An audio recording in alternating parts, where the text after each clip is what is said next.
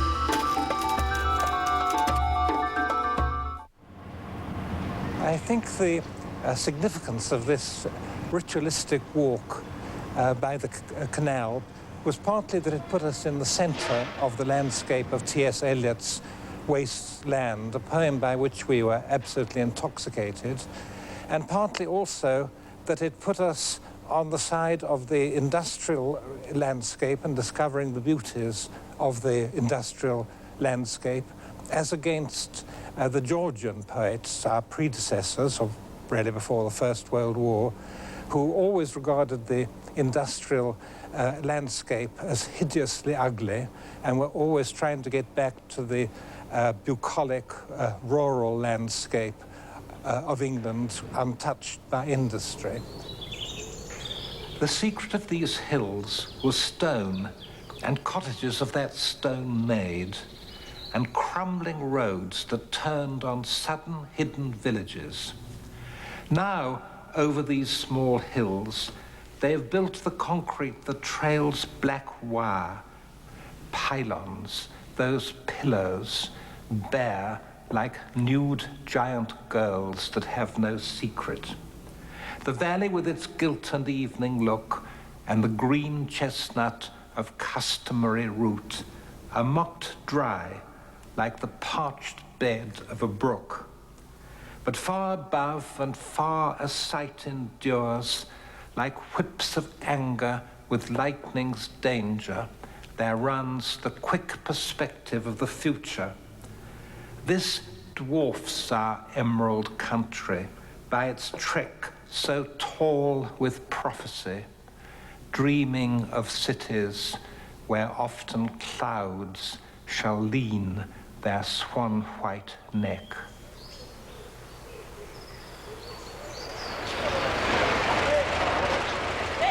Through Auden, Spender met the man who became his other great friend, the novelist Christopher Isherwood. Isherwood's free spirit was immensely attractive to the young Spender, who often sought his advice, both about writing and on personal matters. I walked with Christopher Isherwood one night in Hyde Park when the day was darkening and the lights began to appear. Beyond the branches of the plane trees on which the leaves hung in the gilded summer late light like old brocade, a fabric which seemed that it would fall if it were touched, the silhouettes of the houses of Park Lane and Knightsbridge lay like battleships. We walked around the Serpentine, and it was as though Christopher were making circles round my world. The weak centre of this was that I did not do what I wanted, and I did not ask what I needed. I wasted my time at Oxford when I simply wanted to write. I involved myself in situations with other people which were frustrating and which probably I myself created because I was afraid of a more intimate relationship. Shortly afterwards, Spender followed Isherwood to Berlin, in which he'd settled. Germany, in the early 30s, was the perfect situation for a young man eager for experience. It was a thriving cultural centre, unsurpassed in music and the arts, in addition to the attraction of its animated street life, bars and cafes. The Germans seemed absolutely different from what they became later on. I don't think they were so much decadent as leading a kind of life which was entirely for values of living. I mean, they didn't have any money, so therefore the sun, which is free, and the sea, which is free, they worshipped. Clothes are expensive. They didn't wear many clothes, and often they didn't wear any clothes. The general impression, I think, was rather like a sort of blue period Picasso. In Berlin, was Isherwood different again from the man you'd known in London and Oxford? He was absolutely fascinating and always intensely amusing. At the same time, you see, what is most attractive about people is that if they can manage to be amusing and tragic at the same moment. And he managed to do that, I think. Where was the tragedy? Well, the tragedy was that he was always, you know, having to buy suits for these boys and things like that. It was all very expensive, and he was very poor. And, I mean, when I say, I shouldn't emphasize poverty at all, because, of course, we were much better off than the people around us. But I mean, we had the kind of income, say, that an undergraduate who lives in a we were living the kind of bed-sitting room life. I was living always in bed-sitting rooms. We both were, I think. Did you feel that by being abroad you could, as it were, be part of a secret society in exile in a way? Yes, I think that one somehow thought that one was protesting by being abroad against something which one objected to in England, the kind of English establishment. I mean, it was this very stuffy, late imperialist, very reactionary, conservative England. I think one important thing is that there was absolutely no freedom to write about, or practically no freedom to write about sex. Now, it seemed to us tremendously important that one should be able to write freely about sexual experiences. And that's very different from today. I mean, if you wrote a novel or story and you described your two people going to bed in the 1932 or something, you got a letter back from your publisher saying this passage has to be cut. If you do write a novel today in which you don't describe the same thing, you'll get a letter from your publisher saying, please will you put in 6 pages here. And that was a very, very great difference. I think we felt that the subject of homosexuality was very difficult to write about at all. I mean, even if we'd been free to write about it, to write a good novel about it was very difficult. And you can see, as a matter of fact, that there's a sort of aim in Christopher Isherwood always to try to write the good work about this subject.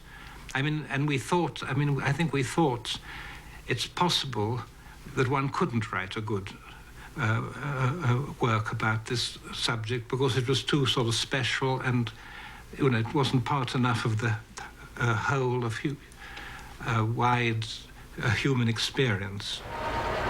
Their preoccupation with the content of their writing now began to be overshadowed by their alarm at events unfolding around them. When the Nazi movement arose, one suddenly felt that not to concern oneself with this was not just being non-political, it was being inhuman, because the lives of so many people were concerned. One simply had to take sides. It was a period of what Herbert Reed called the politics of the non-political. It was a situation in which people who thought of themselves as non-political were more aware of the political situation than the politicians appeared to be, because the politicians were still playing the same game of international politics, thinking, well, maybe if we invite Hitler to Buckingham Palace, he'll turn into a gentleman. So you're a cavity fighter, huh? But cavity fighting's not always enough, is it? You want plaque removal, tartar protection, bacteria fighters for fresh breath, and shiny whitening. You want Crest Complete, the cavity fighting you're used to, plus a whole handful of oral care. Crest Complete, our most complete crest ever. Being a man of letters, a person of letters, is a difficult task in the 20th century.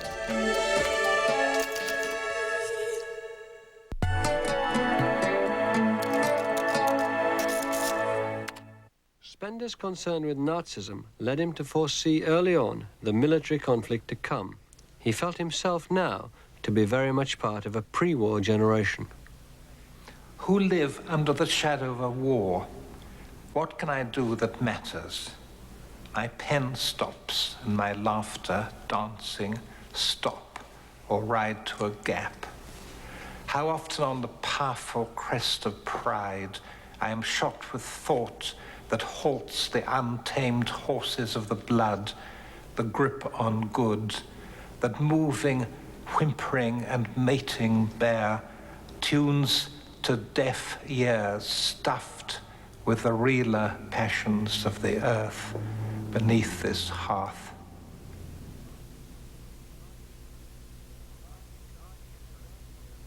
Dividing his time between Germany and Britain, Spender now saw unemployment and poverty increasing here. It deepened until it seemed that the Depression had settled permanently over the country. When the second Labour government collapsed in 1931, it seemed to those concerned that their hopes for improvement could not be carried out within existing political institutions. Unemployment in the late 20s and early 30s was extremely visible. I mean, you see, I suppose perhaps if one went to Liverpool or somewhere like that today, one would see the same kind of thing. But it was very palpable. One saw people starving, really, and then there were these hunger marchers who came to London. So one was very, very conscious of this. And also that nothing was being done about it. People were living on the level of starvation, in fact, then. So one felt that perhaps one was one of the very few people who knew about this and who cared about it. Did you feel you were listened to, or did you feel that you were rather derided? I think I just bored people. One was listened to, of course, by the converted, but I think one became a sort of bore. Did you antagonize some people too? By boring them, yes. Moving through the silent crowd who stand behind dull cigarettes, these men who idle in the road, I have the sense of falling light. They lounge at corners of the street and greet friends with a shrug of shoulder and turn their empty pockets out, the cynical gestures of the poor. Now they've no work like better men who sit at desks and take much pay. They sleep long nights and rise at 10 to watch the hours that drain away. I'm jealous of the weeping hours they stare through with such hungry eyes. I'm haunted by these images. I'm haunted by their emptiness. We believe that Britain, where our British Union of Fascists has already advanced at a record rate, will be the next country to give fascism a chance. With the rise of Oswald Mosley and the Black Shirts as one answer to the country's political needs, Spender felt he must fight the rise of British fascism by further committing himself to the left. Violence and rioting broke out as fascist met anti-fascist on marches and rallies. Spender's committed position was a break with his liberal heritage. His father was a well-known liberal journalist. His poetry, criticism and journalism all reflected his move leftwards, and he now found himself, like many others of his generation, drawn towards communism. In 1936, he was invited to join the party at its London headquarters. I was rather glad to be involved. You know, one was tremendously active, and I think one of the bad things about the 30s is that fascism seemed so evil that by comparison with it, everything that one did, one approved of, because one could interpret it as being anti-fascist, you see. I think that was rather bad. One was rather unself-critical. In fact, one found, you know, suddenly that all one's opinions about everything seemed right and rather brave. And I think that communism, you see, is like Catholicism in a sense that it provides you with a conscience. Communism, I mean, if you're a bourgeois, if you're middle class, and you join a party like the Communist Party, you immediately become a kind of split personality. You know that on the one hand you support this cause which may be absolutely ruinous to you if the party ever actually gets into power as a sort of middle-class person. On the other hand, you know that in your heart that you half don't want all this to happen because you're protecting, after all, your own position in society and your own standard of living. So you have a very bad conscience, I think, usually. You joined the Communist Party briefly, and you'd written a book, Forward from Liberalism, which was actually attacked by people in the Communist Party for being too liberal. Can you define your position at that stage? Yes. I joined the Communist Party because, on the basis of my being a liberal, because the secretary of the Communist Party, Harry Pollitt, told me that they wanted to have in the Communist Party some people who didn't agree with them, but who were in sympathy with them. Of course, I should have refused. I mean, I accepted partly because I was so flattered to be asked to join this organization, and partly because I find it always difficult to say no. I've suffered all my life from the inability to say no to things. In 1936, civil war broke out in Spain. This provided a focus for the commitment of the left. Allying themselves with the Republican cause, many young men joined the International Brigade. The volunteers included a good number of young writers and intellectuals. Although he was dubious about the connection between the International Brigade and the Communists, Spender strongly supported the fight against Franco. This in itself was a tremendously dynamic and exciting situation. It was the opportunity to fight fascism.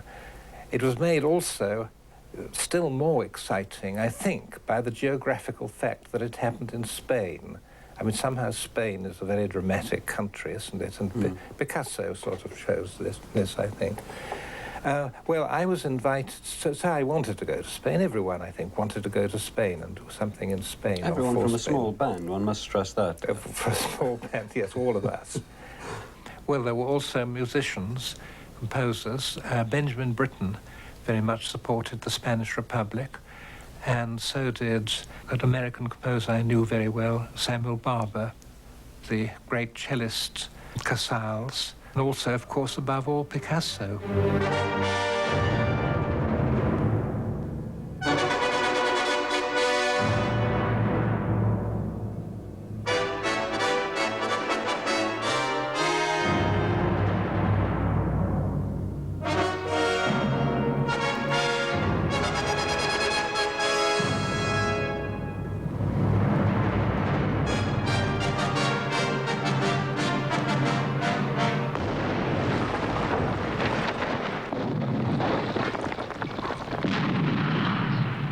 Guns spell money's ultimate reason in letters of lead on the spring hillside.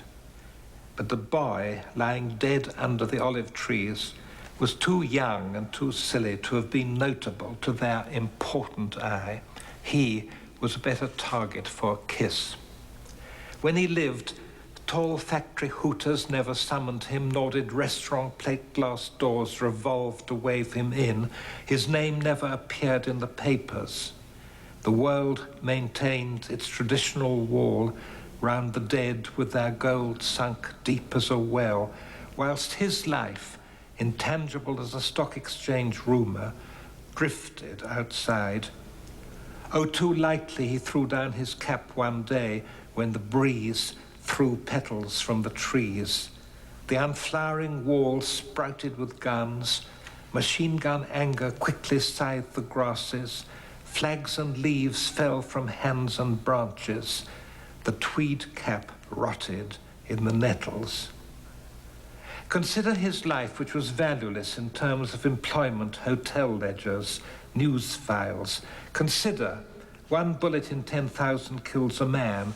Ask, was so much expenditure justified on the death of one so young and so silly, lying under the olive trees? O world, O death.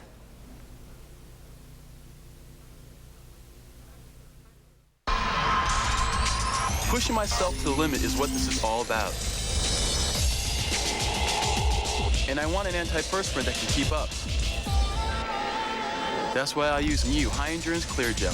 It protects against wetness and goes on clear. Satisfaction guaranteed. Try it. If you don't like it, Old Spice will buy you a stick of something else. A clear gel that strong? I'm there. New Old Spice High Endurance Clear Gel. Bring the crowbar. He's the one. He's the shooter. You saying that to convince me or yourself? We've got the punk who shot him right there. Maybe.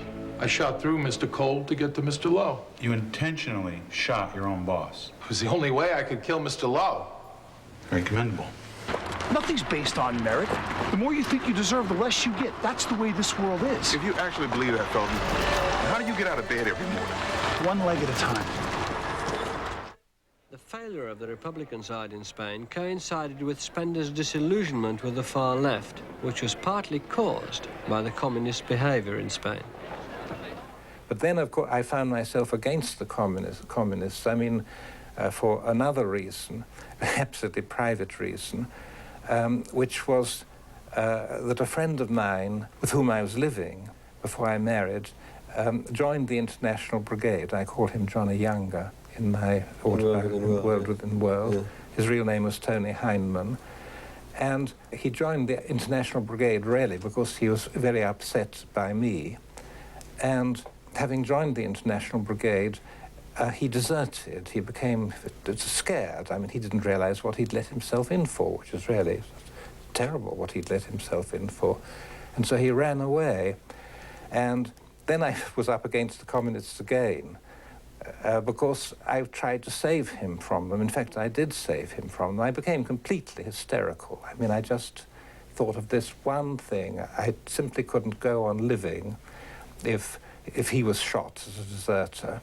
And I'd have this, I mean, apart from the fact that I loved him and liked him very, very much, apart from that, I couldn't face the guilt of that I'd sort of led someone into this. So I absolutely had to save him. The communists, on the whole, behave in this particular instance, they behave very decently. They listened to what I said. I mean, and we have to think that in a war, nothing is of less value than a human life. Even whilst I watch him, I am remembering the quick laugh of the wasp-gold eyes. The column turning from the staring window, even while I see, I remember. For love dips what it sees into an endless present that stays always the moment seeing of the once seen. Thus, what I wore, I wear, and shall wear always. The glint of the quick lids and the body's axle turning, these shall be what they are now within my narrow ever. Here are the signs indelible, the wiry copper hair and the notched moth-like lips, and that after all human glance which makes all else forgiven.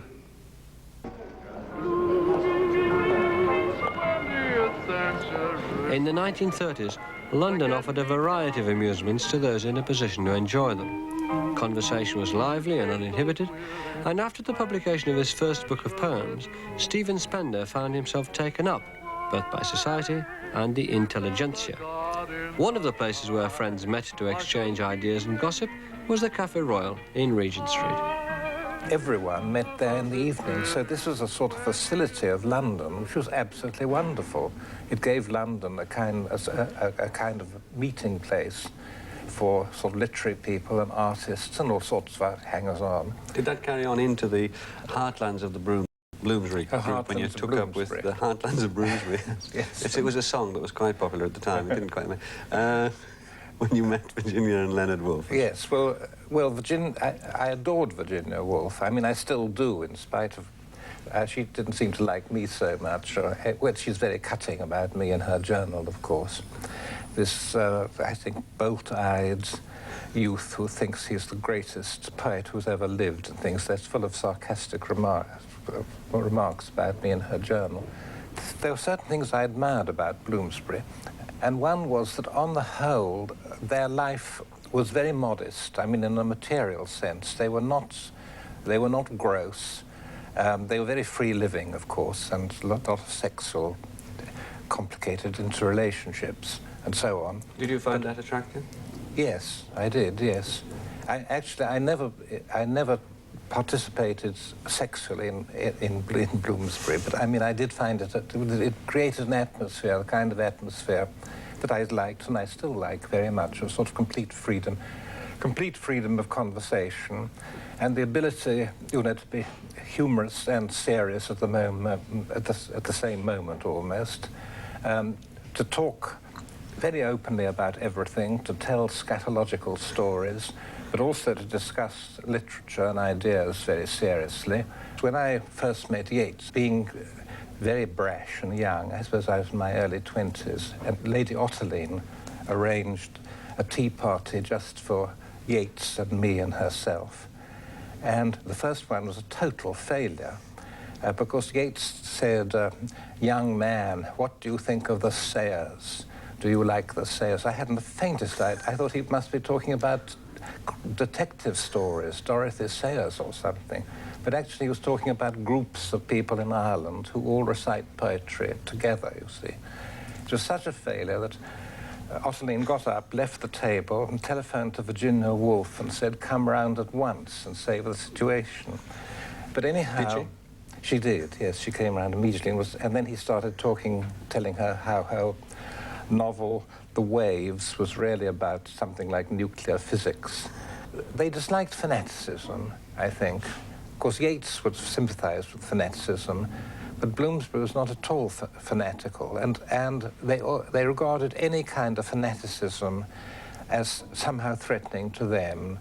It was introduced a sort of note of seriousness into the tea party, which shouldn't be there, and that's why they didn't like, why they hated Wyndham Lewis, why they hated Lawrence, why they were never felt that they could accept, say, seriously T.S. Eliot's religion and so on.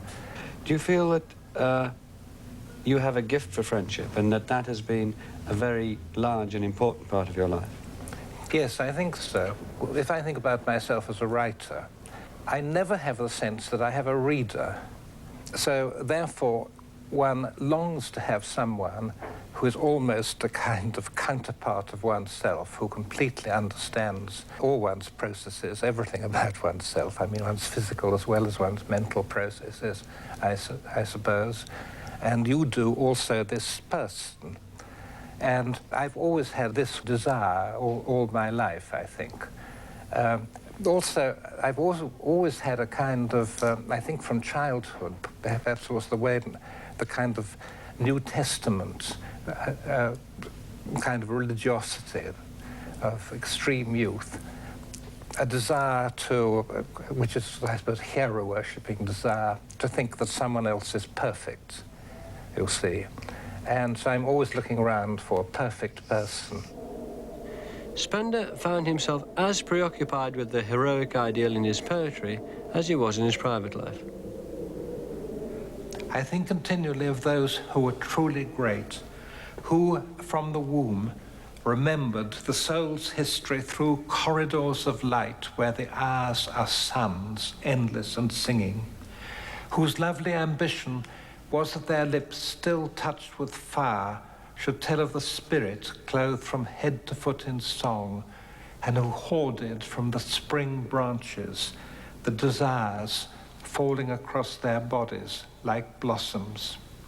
What is precious is never to forget the essential delight of the blood drawn from ageless springs, breaking through rocks in worlds before our earth.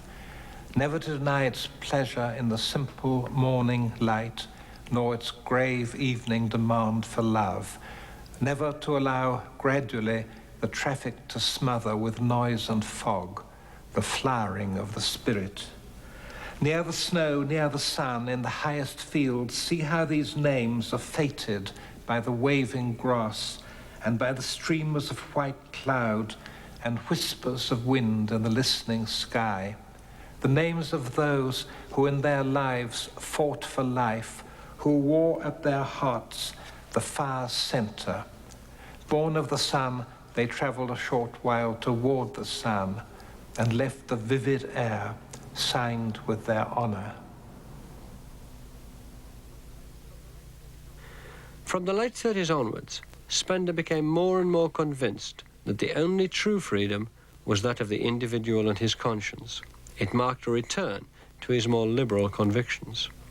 Since then, he's worked hard to support oppressed writers abroad, fundraising, and finally co-founding Index on Censorship in 1972. Index reports on censorship worldwide and gives a platform to banned writers. The question of individual freedom has always seemed to me extremely important, and my experiences during the 1930s and later on really justified me in the sense that it was extremely important. I think one thing is that there was a tragedy of a whole generation of intellectuals who supported communism, for instance, and then used their freedom of speech in order to support communism for very good reasons, maybe. Then communist governments came into power, and when they came into power, terrible things happened, under terrible trials, for instance, like the trials in Czechoslovakia and so on. And these people found that they abdicated without realizing they'd done so. And when conditions arose which they deplored, they had lost their freedom to protest. You founded Horizon in 1939 with Cyril Connolly. An ominous year to found a magazine. What was your intention in founding that magazine? The idea was to produce, at the beginning of the war, some kind of assertion that intellectual life and art and so on was still going on, and that they provided a point of view from which government and everything could be, and the war itself could be criticized. Cyril did all this wonderfully, with great élan and with humor, and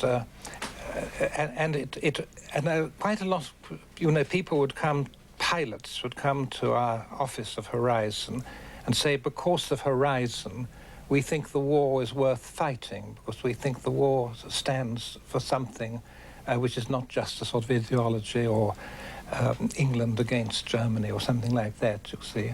So I think that Horizon was tremendously worthwhile. Introducing Opera's Golden Moments, a magnificent new collection featuring 40 of the most popular songs from opera. Here are some of the best-loved songs of all time. Even if you don't understand the language, the music will touch your heart. Almost 3 hours of brilliant performances by the greatest voices of opera. These are pieces so popular, many of them have been featured in movies and television.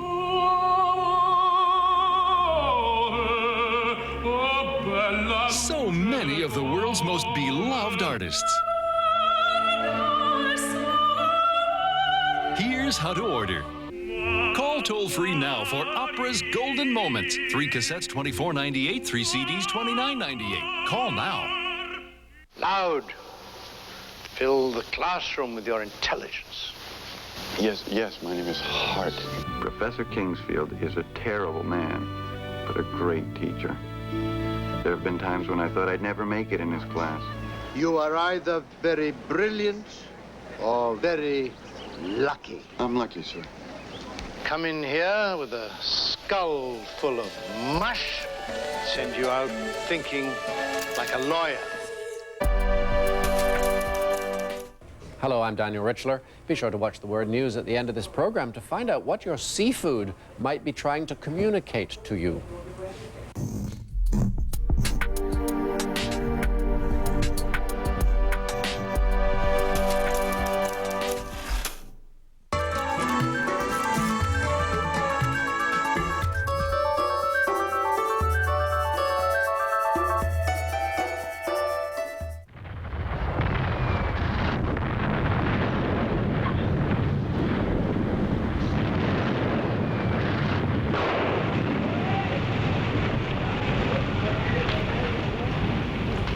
When pavements were blown up, exposing nerves, and the gas mains burned blue and gold, and stucco and brick were pulverized to a cloud pungent with smells of mice, dust, garlic, anxiety, when the reverberant, emptied facades of the West End palaces of commerce, isolated in a vacuum of silence, suddenly cracked and blazed and fell, with the 7-maned lions of wrath licking the stony fragments.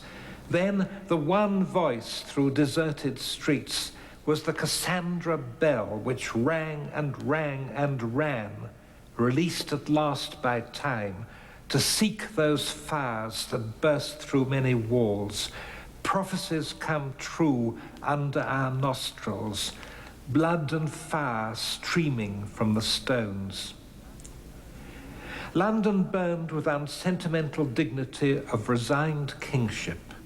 Those stores and churches which had glittered century-long in tarnished gold stood near the throne of domed St. Paul's like courtiers round the royal sainted martyr.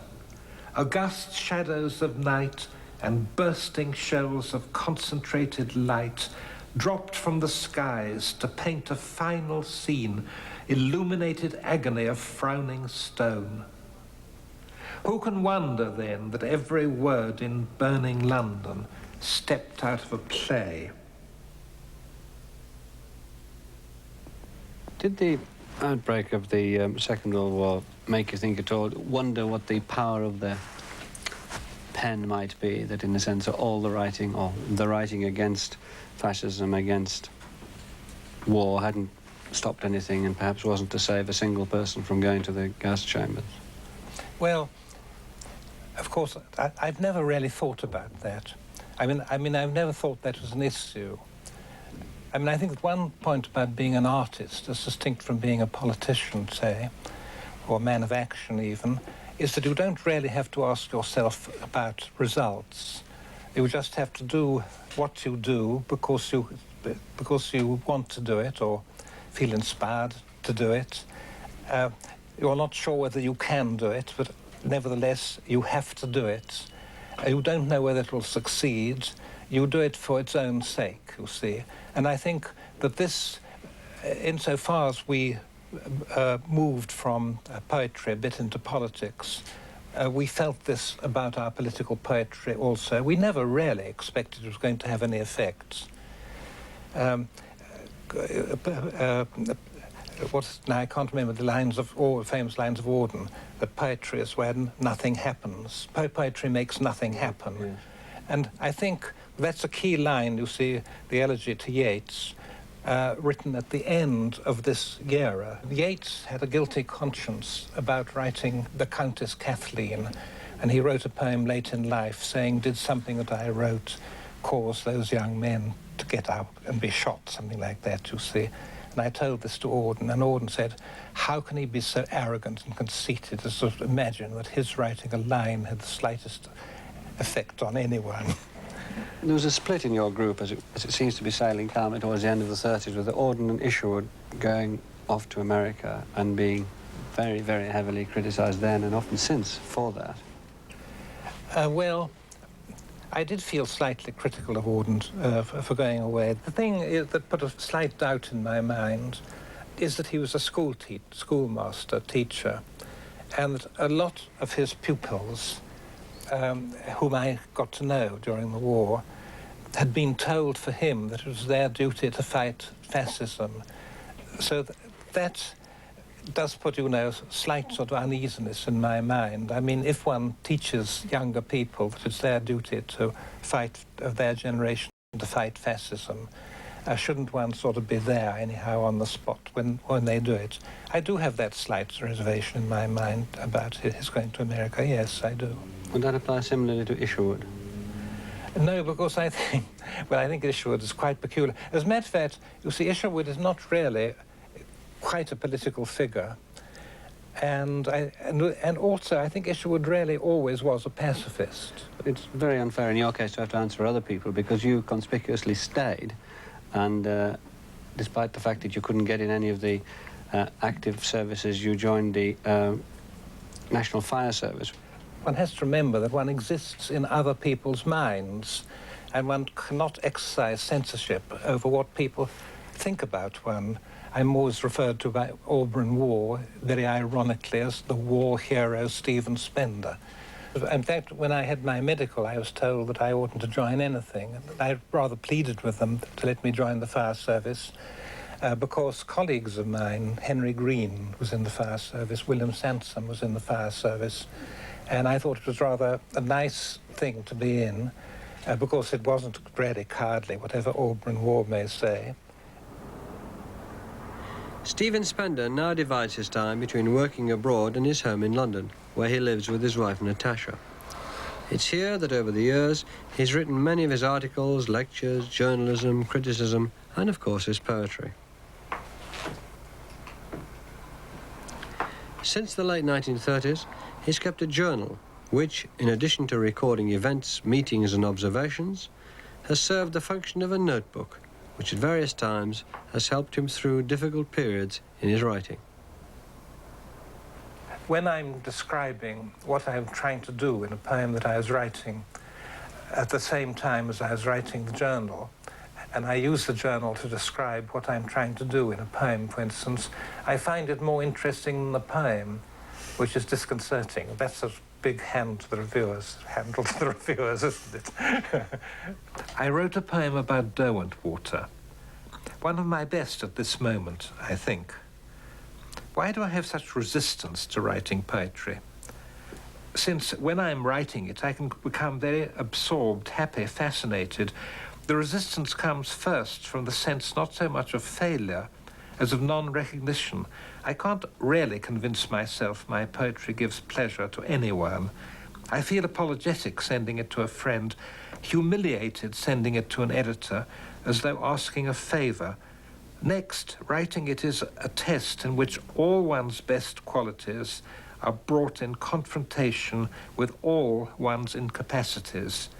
I think the resistance was always there. I mean, I've never, except when I was extremely young and totally unthinking and wrote reams of frightfully bad stuff without ever correcting or thinking about it, I've always had this difficulty of being able to work something through. I mean, I have an idea, but then I have to work and work.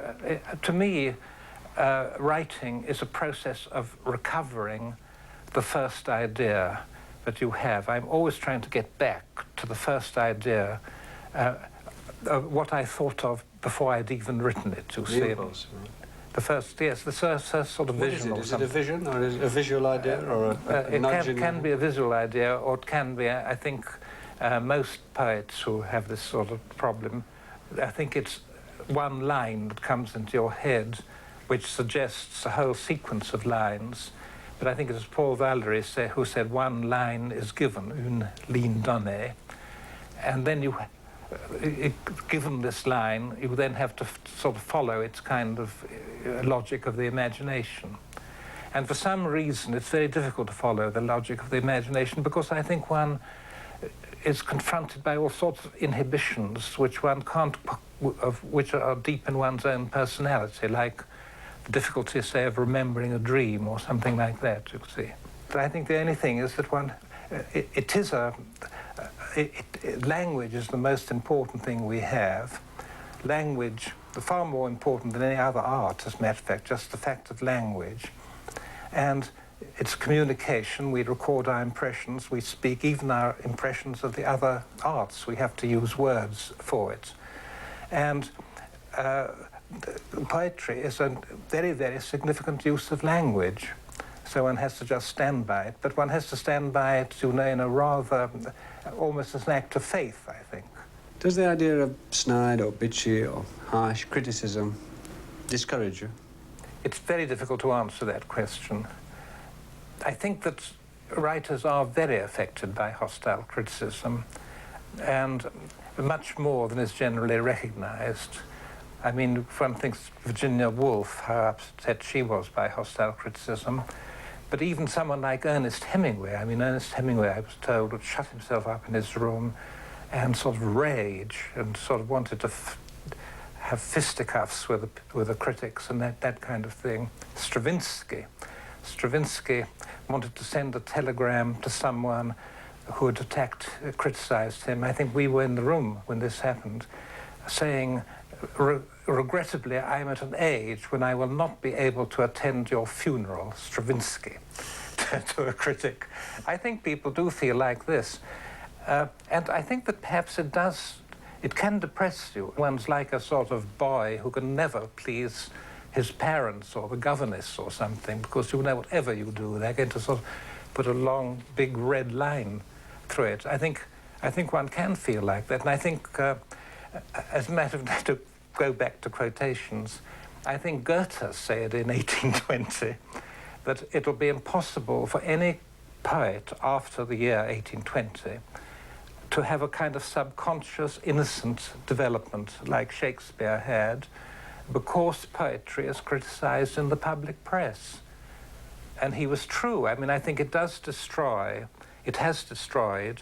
a kind of innocent, sleepwalking kind of quality in literature, the fact that there's criticism. I think the criticism ought only to be spoken. I think because there's a sort of magic about the written word or the printed word. Once you see something in print, it's like a sort of damnation, isn't it? It exists in print. In your journals, one of the poems you talk about, which you had difficulty in writing, was the poem occasioned by the death of W.H. Auden. Could you tell us about that poem and about the trouble you had in writing it? Well, the poem arose from going to Auden's funeral, which was at Kirchstetten, the village in Austria where he lived. And I had very strong feelings about Auden at the funeral.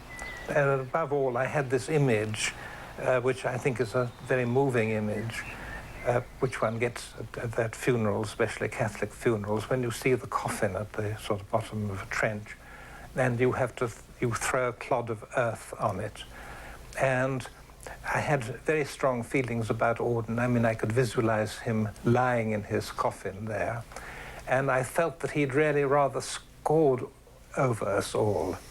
We were still his friends, but though I imagined his face there lying with a kind of smile on it, that he'd escaped from this game which we were all involved with. And I think this is a very true feeling about it, because I think that he wanted to, in fact, he wrote a poem shortly before he died, in which he prays to God that he won't have a long illness, but will bugger off quickly.